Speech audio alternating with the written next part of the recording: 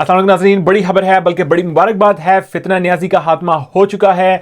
अरशद शरीफ के बाद इमरान न्याजी का जो मंसूबा तैयार किया गया था फेल हो चुका है। इसके ऊपर आपको पूरा ब्रीफ किया जाएगा, आपको बताया जाएगा अंदर क्या हुआ है, अंदर खाते की क्या गेम्स हैं। उसके साथ साथ आपको बताया जाएगा डबल एजेंट ने क्या रोल प्ले किया है, क्या किया है उसने ऐसा कि जिससे पाकिस्तान भी बच गया है और सांप भी मर गया बल्कि लाठी भी नहीं टूटी।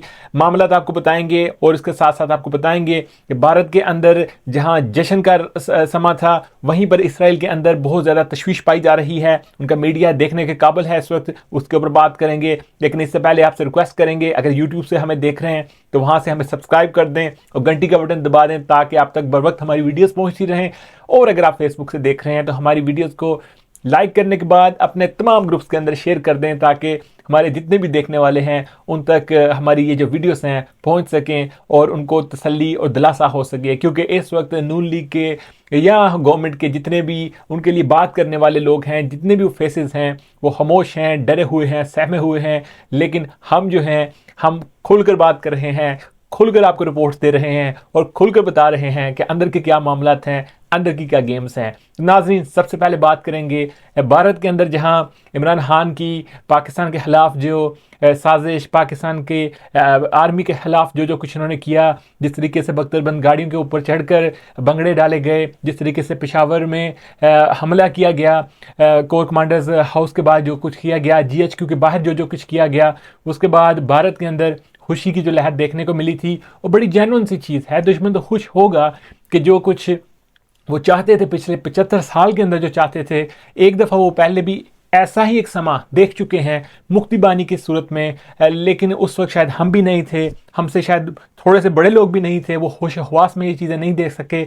लेकिन भारत के अंदर इमरान खान ने ये जो खुशी है वो उन्हें देखने को नसीब की है और ये 50 साल के बाद भारत को ये खुशी देखने को मिली है, जिसके ऊपर हम कोई कंप्लेन तो नहीं कर सकते उनसे। कंप्लेन तो बनती है अपने न्याजी साहब के साथ कि जो पहले वाले बड़े न्याजी ने किया पाकिस्तान के साथ, पाकिस्तान को बांग्लादेश बनवा दिया। और उसके बाद अब ये 50 साल के बाद जो खुशी इमरान न्याजी ने भारत को दी है, एक टेम्परेरी खुशी जो दी है, उसके ऊपर वो बंगड़े तो डाल रहे हैं। लेकिन उसके साथ साथ हमने देखा है कि इसराइल के अंदर बड़ा एक तशवीश का जो इजहार किया जा रहा है। उनका जो मीडिया है उसके ऊपर ये जो सूरत हाल अभी बनी है, क्योंकि इसराइल का जो नेटवर्क है, उनका जो सोचने समझने का तरीकाकार है बड़ा स्ट्रांग है। ऑब्वियसली पूरी दुनिया को लीड कर रहे हैं। वहाँ पर एक तशवीश पाई जाती है इमरान न्याजी के नाकामियों को देखकर, इमरान न्याजी के तरीकाकार को देखकर। वहाँ से चीज़ें बड़ी वाज़ेह हो जाती हैं कि पाकिस्तान के अंदर हो क्या रहा था, किसकी माँ पर हो रहा था, असल तारें कहाँ पर थीं और मोहरे कौन थे।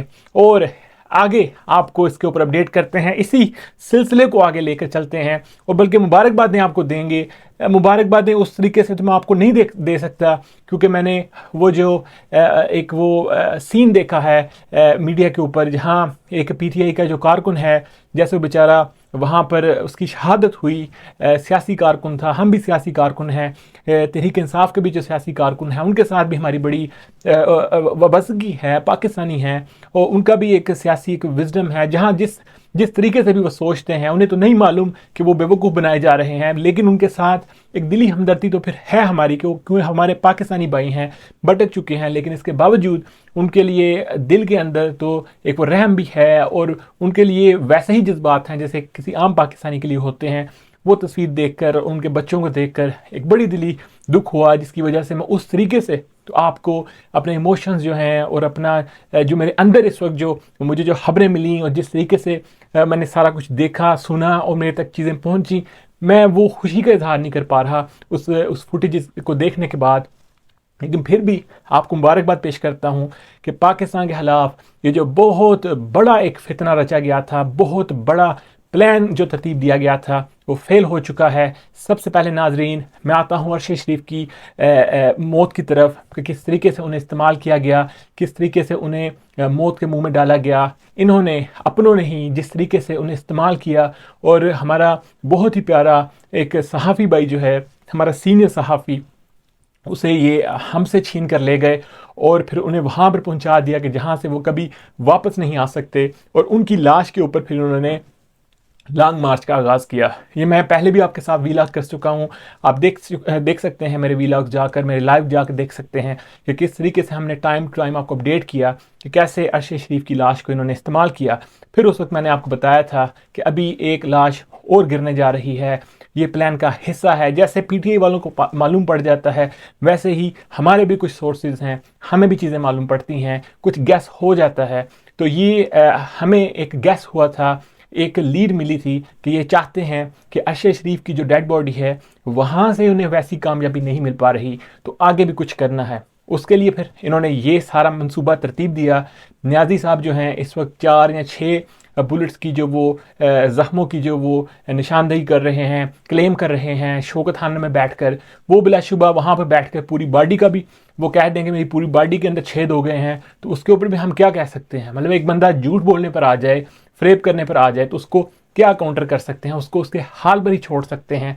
लेकिन नाज़रीन, प्लान के ऊपर फिर प्लान ये बना कि अरशद शरीफ वाला प्लान तो ज़ाया हो गया, वो फायर तो गया। लेकिन उसके बाद न्याजी साहब का जो प्लान था कि इस बंदे को इस्तेमाल करते हैं और इस बंदे को इस्तेमाल करके लोगों के इमोशंस के साथ खेलेंगे और फिर पूरे पाकिस्तान के अंदर इंतशार फैला देंगे, पूरे पाकिस्तान के अंदर मारो मारी शुरू हो जाएगी, पूरा पाकिस्तान हम तबाह बर्बाद कर देंगे।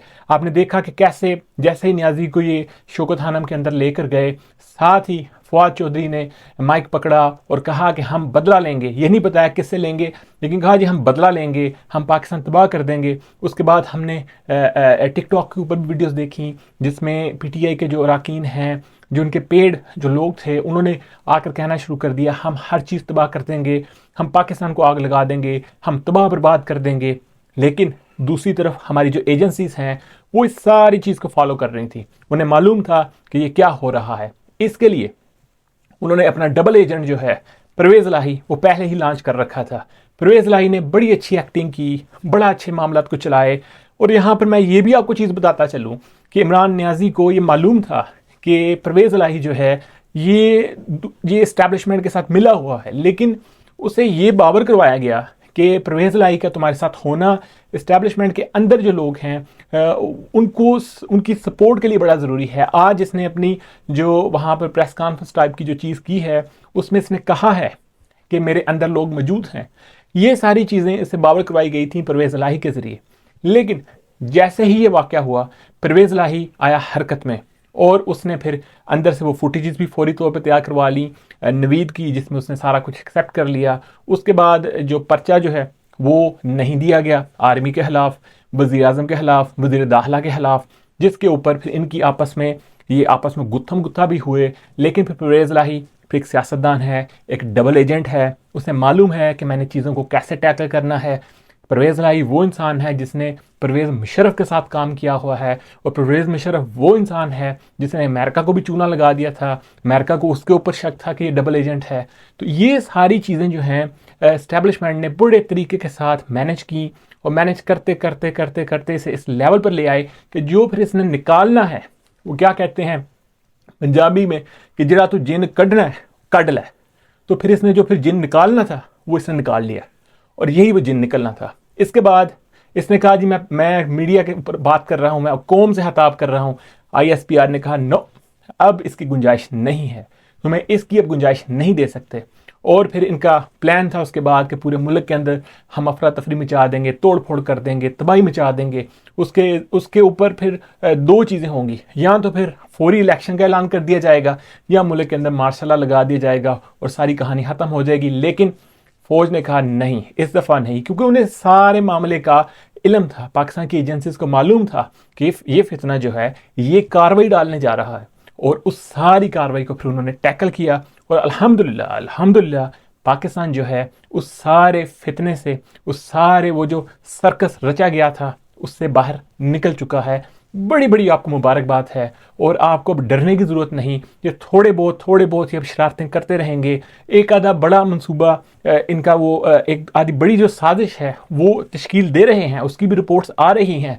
लेकिन मुझे नहीं लगता कि हमारी जो एजेंसीज़ हैं अब मज़ीद इसको पाकिस्तान के साथ खेलने का मौका देंगे, और अब आहिस्ता आहिस्ता आहिस्ता इस फितने को, इस साजिश को लपेट दिया जाएगा, और इसे उस लेवल तक, उस कॉर्नर पर जाकर लगा दिया जाएगा कि अब बस, और इसके साथ मैं हमारे जितने भी हमारे नाज़रीन हैं, क़ारीन हैं जो हमारे साथ जुड़े हुए हैं, उनको मैं बड़ा शुक्रिया अदा करता हूँ कि सारी मैराथन के अंदर, इस सारी साजिश के अंदर जैसे जैसे हम ये इसके ऊपर से पर्दे उठाते गए, आप लोगों ने हमारा साथ दिया। और मैं भी आपसे वादा करता हूँ, मैं और मेरी पूरी टीम इसी तरीके से हम आपको ये जितने भी 2 नंबरियाँ हैं, जी जितनी भी पाकिस्तान के खिलाफ साजिशें हैं, इसके ऊपर से पर्दे उठाते रहेंगे, पाकिस्तान फ़ौज के साथ खड़े रहेंगे। पाकिस्तान है तो हम हैं। देखते रहिए बोलता पाकिस्तान।